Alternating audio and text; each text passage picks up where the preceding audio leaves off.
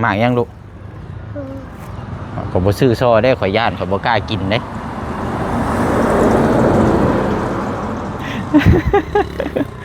แล้วมันมีอย่างแน่อันนี้นะ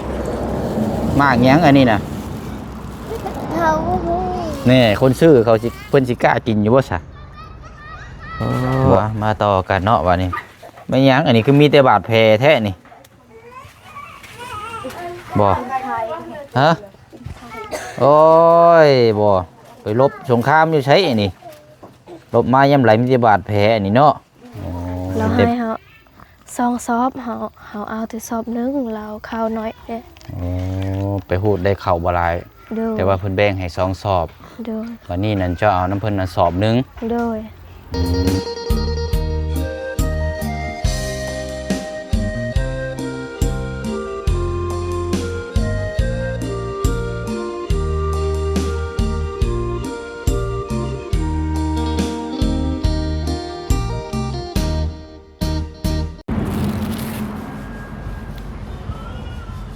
บรรยากาศลมหนาวยามเช้าที่เมืองเซโปนพี่น้องเนาะโอ้หลายคู่หลายคนก็หาเฮ็ดเวียกเฮ็ดงานตื่นแต่เช้าเนาะช่วงนี้ก็เพราะว่าหนึ่งมานี่เวียกงานก็แม่นขุดมันพี่น้องเนาะแล้วก็ขุดข้าวบวกกับอากาศยามหนาวโอ้ยพี่น้องเนาะมันคักปานยังแน่บาดนี้เนาะมือแข้งขานี่แตกพระพาพายปานบังพุแล้วพี่น้องเนาะเอาเนาะถือว่าเปิดภาพมาพี่น้องเนาะทางพอน้องเปียวมาอยู่หน้าบ้านของทางน้องออนหรือว่าเมลูกซีมาเยี่ยมยามอัปเดตถามข่าวเบิ่งน้ำกันอีกก้อนเนาะอันนี้ก็รู้สึกว่าทางน้องเพื่อนนี่ก็ว่าไปหูดเข่าอยู่ในให้ประชันพี่น้องเนาะเป็นจังไรเขาน้ำซ้ำปลาได้จักสอบพี่น้องเลยพอได้อยู่ได้กินอยู่บ่เนาะการค้าการขายยังไปคือเก่าบ่เดี๋ยวนี้เนาะเอาเนาะกับทักทายสบายดีและสวัสดีพ่อแม่พี่น้องเบิดสุขุสุคนนะพี่น้องเด้อเนาะมาพบมาเจอกันอีกคือเก่าคือเดิมผู้เนาะอาจจะอยู่ดอกพี่น้องเนาะเห็นคัดถ้วยคัดบวงบุบบั่มอยู่เอาจังเข้าไปเบิ่งก่อนเนาะสบายดีว่าเป็นเลยเนาะโอ้ห่านตามไม้เลย ลูกของทางน้องดีพี่น้องเนาะเก่งแล้วส่วนนี้ว่าสบายดีได้เลยอาจจะคุ้นเคยเนาะเวลาทางเฮาทางทีมงานเข้ามาถ่ายทำอัปเดตเนี่ยทางน้องๆเพิ่นนั่งเบิ้งแล้วก็จำแล้วก็มักเอาคำไปเว้าเนาะพี่น้องเนาะก็ถือว่าเป็นผลดีผลหนึ่งเนาะทางนี้ก็เนาะเอาสบายดีพี่น้องอีกรอบหนึ่งเด้อพี่น้องเด้อเนาะบรรยากาศยามเช้ายามหนาวเอาเนาะมาเวียนยามเบิ่งทางนี้ก่อนเป็นจังใดมื้อนี้ก็เป็นวันเสาร์ใช่มื้อนี้ก็เนาะวันหยุดหำหยุดเฮียนอยู่พร้อมหน้าพร้อมตากันอยู่ดอกพี่น้องเนาะทางครอบครัวผมเนาะไปเบิ่งก่อนเป็นจังใดเด้นะเนาะ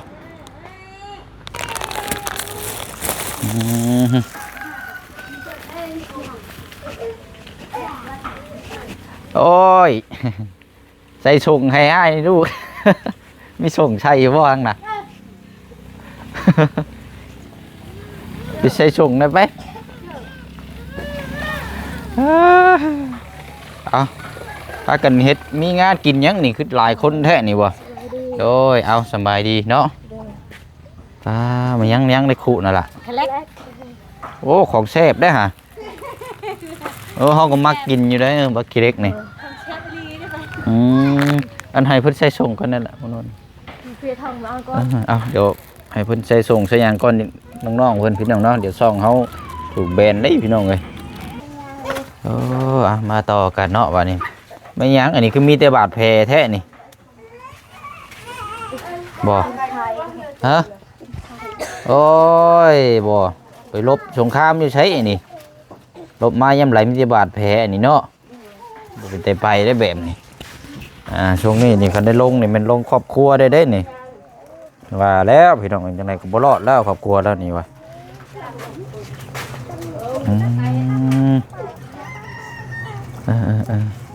ผู้นี่น้อยนี่เด้ซะ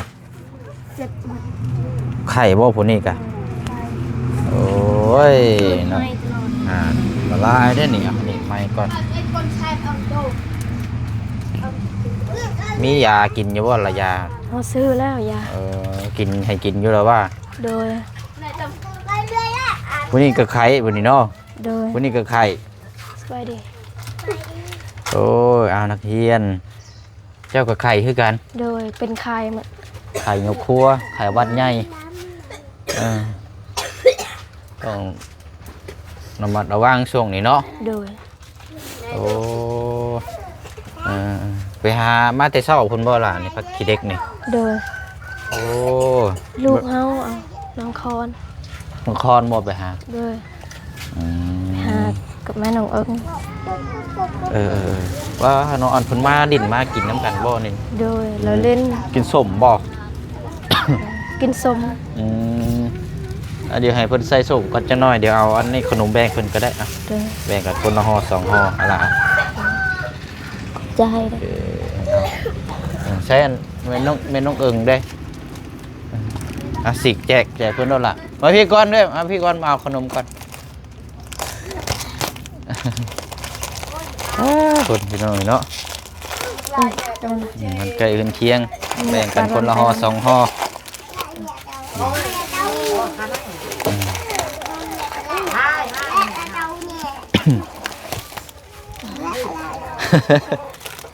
เป็นยังไงเลยคือน้ำตาแตกตาแตนเลยโอ้ยแต่ผ่านนี่เนาะ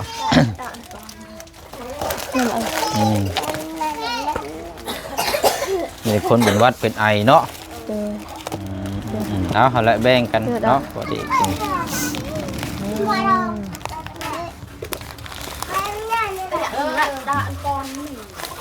มาพี่ก็ได้บ่นี้เนาะอ่อนมานั่งนี่ก่อนก็ได้โอ้พักกี้เด็กนี่แซ่บได้นี่ใจบ่เชียงนี่ยังมัก เฮาก็มักกิน เพราะว่ามันขมแล้วก็จักบอกบ่ถูกได้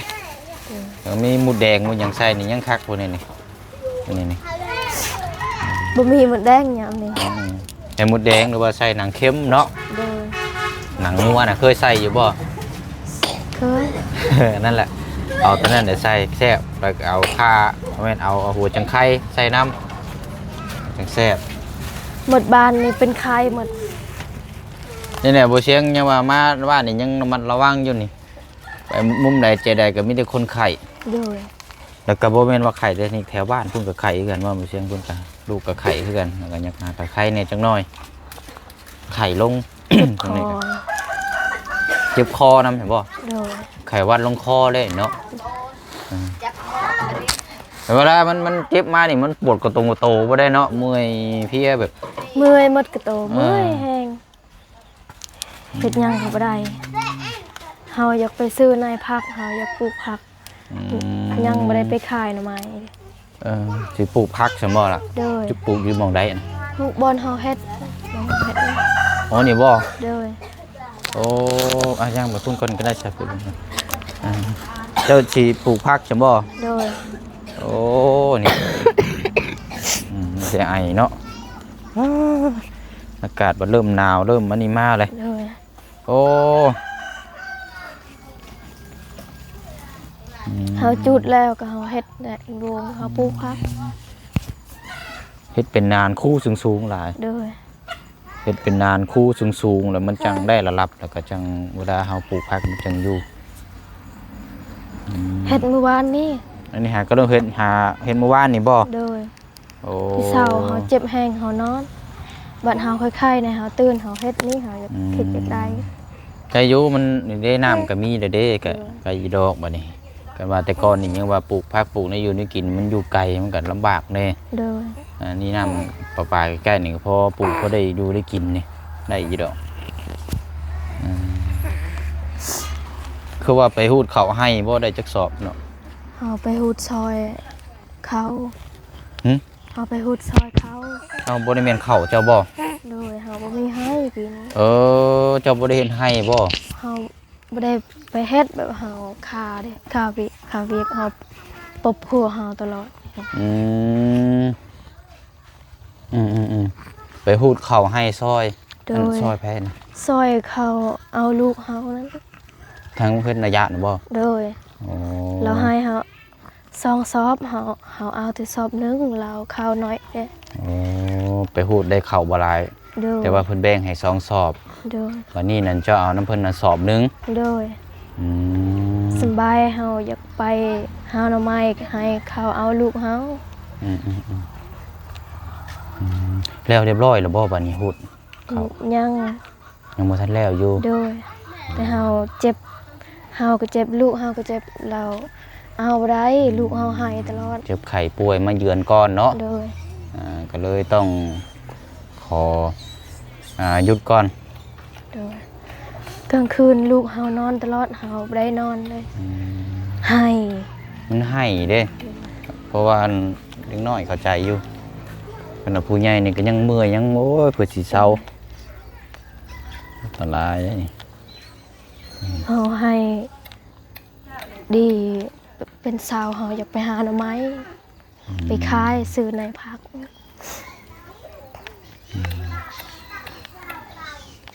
เอากัดให้มันเศร้ามันหายก่อนจังไปหาเนาะ โดย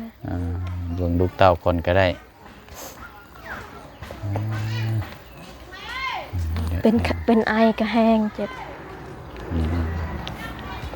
ไข่เบิดเลยเนาะยกครัวเลย หมดบานนี่เจ็บเป็นไข้หมด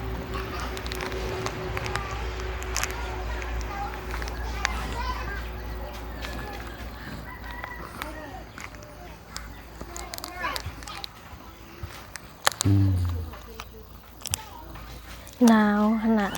หนาวก็เป็นเจ็บเป็นไข้ อืม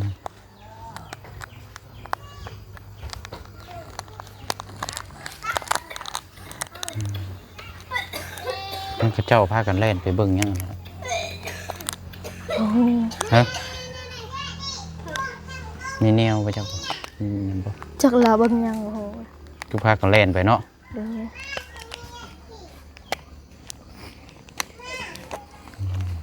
ได้ยินข่าวบ่ค่อยดีปานใดอยู่เด้นี่พี่น้องมีทางในบ้านแจ้งเมื่อคืนนี่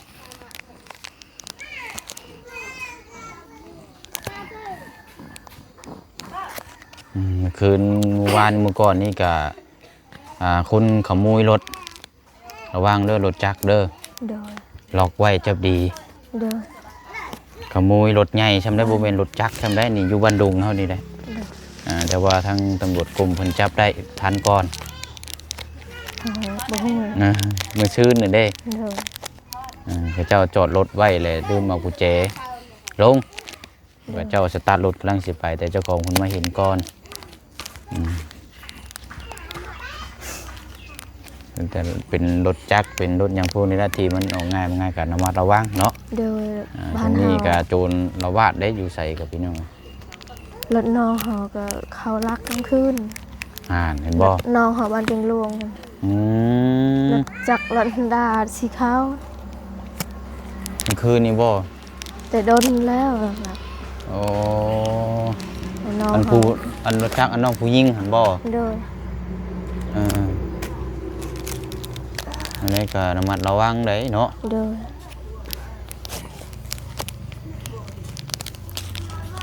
น้องเฮาเฮ็ดไม้เฮ็ดมันซื้อไม้อีกรถเก่านี่เขาลักแล้ว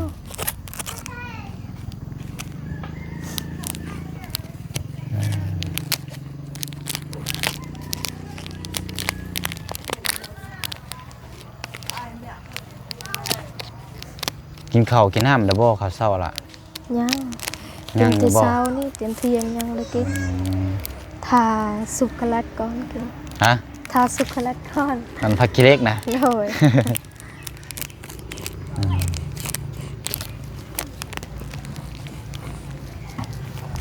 เนาะอันนั้นพี่น้องกันอยู่หากินก็ต้องช่วงนี้กันระมัดระวังเนาะ โดย ใช่กันเป็นหยังลำบากนี่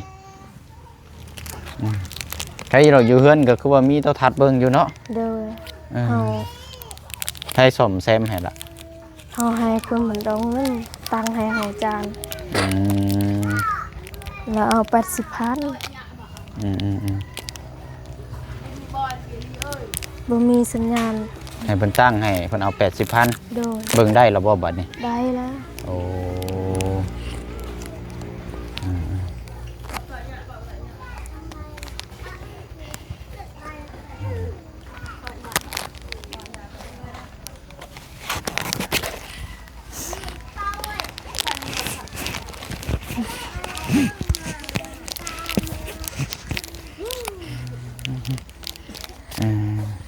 เอาโอเคซะเด้อน้องเด้อหาอยู่หาเฮ็ดกินซะเนาะ โดยอ้ายกินข้าวก่อน โดยอันกินเด้อก็ได้เดี๋ยวกูเซ็งสิไปเวียกต่อเด้อเดี๋ยวมาเยี่ยมยามทำข้าวใหม่ เด้อ เอาโด ข ย อบ โดย ใจ โดย หลายๆ เนาะ เด้อว่าเสียงให้ดีมีแห้งให้สุขภาพแข็งแรงความเจ็บบ่ได้ความภัยอย่ามีปรารถนาสิ่งใดขอให้ได้สิ่งนั้นนอนหลับขอให้ได้เงินหมื่นตื่นขอให้ได้เงินแสนไปสิ่งใดก็มีแต่โชคมีมานไปสิ่งใดขอให้ปลอดปลอดภัยทั้งหมด FC สุขูสุขคนขอให้อยู่ดีมีแห้งเด้อขอบใจหลายๆเด้อทั้งหมด FC ขอให้เทวดาฮักแพงหลายเด้อ โด สาธุ เอาโอเคเอาเสียงเดี๋ยวมาเยี่ยมยามใหม่เด้อน้องเด้อเดี๋ยวหน่อยเนาะเอาเจอแม่ค้าขายยังบัดนี่คือขยันได้เช้าแท้อันนี้โดบ่ลูกเอามาพี่ลูกมาโอ้ยเอาสบายดีลูกล่ะ ไปดี โอ้เอาป้าย่างไปรถบุเชคุณก็ได้ลูกโอ้ยนี่เนาะเอาพี่ลูกย่างมาพี่ลูกพี่มากลัวพี่เป็นแต่หักแต่แพงแทะพี่น้อยเนาะเป็นเอ้ยน้องกันบ่สมเจ้าแบบได้สรุปเป็นพี่น้องกันบ่เอามาใต้รถมาเชียงพี่ก็ได้นั่งนี่ก่อนก็ได้ลูกถามเพิ่นทั้งน้องๆเพิ่นก่อนเฮ้ยพี่ยับมาใกล้ๆแล้วลูกบ่ต้องย่านกะยาใช้เฮือนจุมเจ้าอยู่หม่องใดน่ะ เพื่อนเข้า บ่ลูกเฮือนอยู่ไส เพื่อนอยู่พ่น ชนเทิงพุ่นบ่อยู่ทางเฮือนน้องโจมพุ่นบ่ อยู่เพื่อนล้างแช่ อ๋อติดเฮือนกับทางสาวแซ่นบ่โอ้ยเนาะอันว่าอันสิพากันไปขายอยู่ไสลูกนี่ ไปอยู่บ้านน้อง ไปขายบ้านลงเหมือนมันมีอย่างแน่อันนี้นะมากหยังอันนี้นะ เขาหู แน่คนซื้อเขาสิเพิ่นสิกล้ากินอยู่บ่ซะบ่ฮะเดี๋ยวเบิ่งนะบ่าวเบิ่งก่อนมันกินได้บ่นี่ กินได้ เพิ่นถุงได้อันนี้นะฮะ ต้องชีส อันนี้ได้ซะ ต้องชีส โอ้ดอกแคได้อันนี้เนาะใช้ทางหลังนี่ได้ลูกหน่อไม้ได้ซะ ต้องชีส หน่อไม้ไผไปหาเขาหาเอง หน่อไม้เจ้าหาเองซั่นบ่ โดย โอ้มาทางนี้ก่อนบัดนี้นี่ได้ใช่แม่ยังนี่มากยังอันนี้นะฮะ เป็นหู โอ้ยมากยังลูกขอยบ่ซื้อซอได้ข่อยย่านข่อยบ่กล้ากินเด้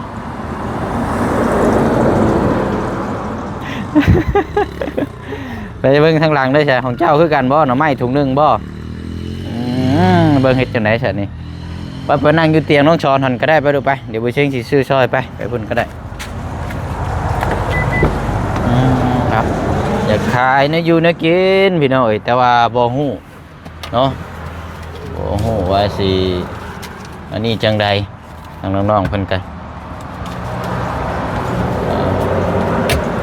ว่าสิขายบ่ฮู้ว่าสิเฮ็ดจังใดหั่นแหละพี่น้องเอ้ยเนาะเบิ่งก่อนเบิ่งจกกระเป๋าแห้งก่อนบาดนี้พี่น้องเอ้ยเนาะเอาบ่เชิงถามก่อนซื้อเนื้อใดก็ลูก ชื่อนางกระด้า ซื้อน้องกระดาทางนั้นเลยใส่ซื้อเนื้อใดอ่ะนะ นางแป้ง ซื้อแป้งโอ้สาวแป้งได้นี่เนาะเจ้าสิไปขายอยู่บ้านลงโต้บ่หรือว่าอยู่สิให้บ่เสียงซอย ให้เจ้าช่อย ให้นะว่าซอย โดย อืมโอ้เก่งได้ชำนี้ฮู้จักถ่ายเนาะโอ้ผู้หญิงอายุจักปีแล้วดุ บ่ฮู้ จำบ่ได้บ่เจ้าอยู่น้ำกันจักคนครอบครัวนะ 10 คน ฮะ 9 คน 9 คนป้าโตตั้ง9 คนพุ่นเนาะโอ้ดีๆพี่น้องเนาะนี่เอาใช้นับออกมาอยู่บ่ในของเจ้านี่มีจักทุงลูกไล่มาอยู่เป็นเงินเท่าไหร่ 6 ทง เอานับมาเบิ่ง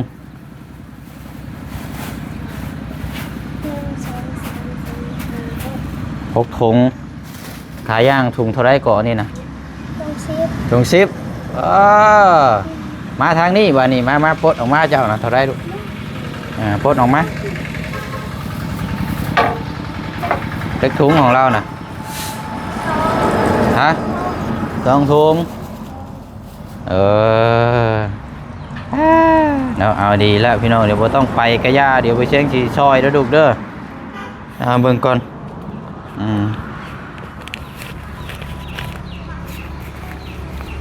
โอ้เนาะได้เงินแล้วจะเอาไปเฮ็ดหยังบาทนี่ลูกหึ ซื้อข้าว เงินซื้อข้าวโอ้เอาข้าวก็สิได้อยู่เท่าไรพี่น้องของเจ้า6 ถุงเนาะ6 ถุงก็60,000ข้าวก็จังเป็นโลเท่าไรได้พี่น้องซื้อเมื่อวานนี่โล14บางห้านก็15ขึ้นลง30ได้อยู่4 โลเนาะเอาหนูมือเอาก่อนนะลูกเด้อเอาลูกละ ขับใจ โอ้ยเนาะแม่นบ่60น่ะนับเบิ่งอยู่ห่า 6 ถึงเนาะโอ้ถ้ามันมีใบหยังแน่ซะ ก็มี ใบหยังอันนี้น่ะ ไป5 ใบ5บ่ตอนนั้นเด้ซะลูก ได้ซื้อ เอา60,000เอาดูอันนี้ของเจ้า20,000เด้อโอ้ยเอาบ่ต้องไปบัดนี้เนาะนั่นแหละซอยทางน้องๆเพิ่นพี่น้อยอันนี้เฮาก็จังสิยังว่ากันบัดนี้แจกจ่ายให้ต่ออีกได้กินได้อิ่มบุญกุศลนำกันต่ออีกเนาะไปดูล่ะพากันเมื่อบัดนี้เด้อเอาบ๊ายบายลูกบ๊ายบายไปพากันเมื่อเลยก็ได้เด้อเอาไปพี่น้อยบ่กันไปต่อบัดนี้พี่น้องสิเอาหน่อไม้นี่แหละไปฝากตั้งกระเจืองบัดนี้พี่น้อยเนาะพอเราก็บ่ได้อันไปอิหยังก็ไปหาหน่อไม้บ่เมียก็บ่สบายทางเฮาก็อันนี้แม่พี่น้องเอาสิเอาหน่อไม้นี่แหละไปฝากตั้งกระเจืองพอได้ต้มได้แกงเนาะจักห่อจักใดติดตามเบิ่งนำกันอีกเนาะไปวันนี้ก็มาเยี่ยมยามถามข่าวสำหรับทางน้องออนเนาะพี่น้องเนาะก็ไข่ยกครัวโอ้ยออกมาแล้วก็ปวดหัวแล้วบัดนี้ทางพลน้องเปียวกับพี่น้องจักว่าเรียบร้อยบ่จักอันนี้เนาะสืบทอดทายาทน้ำเพิ่นบ่จักอันนี้ไปอะไรพี่น้องเนาะช่วงนี้ก็อากาศมันหนาวอากาศเปลี่ยนแปลงก็ระมัดระวังช่วงนี้กันเนาะดูแลสุขภาพกันเด้อพี่น้องเด้อเนาะอากาศเปลี่ยนแปลงเนาะพี่น้องเนาะเอาเนาะอยู่ดีมีแฮงร่ำรวยคือเก่าคือเดิมเด้อพบเจอกันในคลิปหน้าคลิปนี้พลน้องเปียวลาไปก่อนเนาะสบายดี